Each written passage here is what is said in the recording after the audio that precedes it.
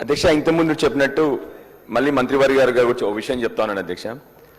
మీరే ఇప్పుడు చెప్పినారు కేవలం 497 పేషెంట్లు మాత్రమే 5 లక్షల కంటే ఎక్కువ వాడుకున్నారని, 10 లక్షలు వాడుకున్నారు అధ్యక్ష.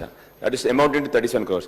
మై హంబుల్ రిక్వెస్ట్ యూ మంత్రి గారు, సేమ్ టైం ఇప్పుడు ఇవాళ ముఖ్యమంత్రి గారు ఉన్నారు మీ ద్వారా అధ్యక్ష, దయచేసి ఇంటెన్సివ్ కేర్ ట్రీట్మెంట్ ని ఆరోగ్యశ్రీలో ఇంక్లూడ్ చేయండి. Intensive care treatment is the biggest problem today. ఎవరైనా చూడండి మీరు, ట్రామా కానివ్వండి, any patient going on to ventilator, తప్పకుండా వాళ్ళ ఆస్తులు అమ్ముకునే పరిస్థితి వస్తూ ఉంది అధ్యక్ష.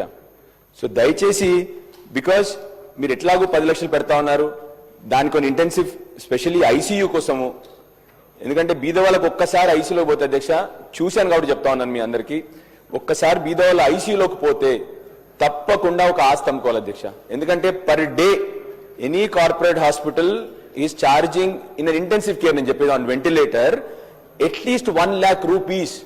సో అర్థం చేసుకోండి అధ్యక్ష, ఎవరన్నా 4 రోజులు 5 రోజులు కానీ ఇంటెన్సివ్ కేర్ లో ఉంటే తప్పకుండా ఒక ఆస్తి అమ్ముకునే పరిస్థితి బీద వాళ్ళకి వస్తా ఉంది అధ్యక్ష.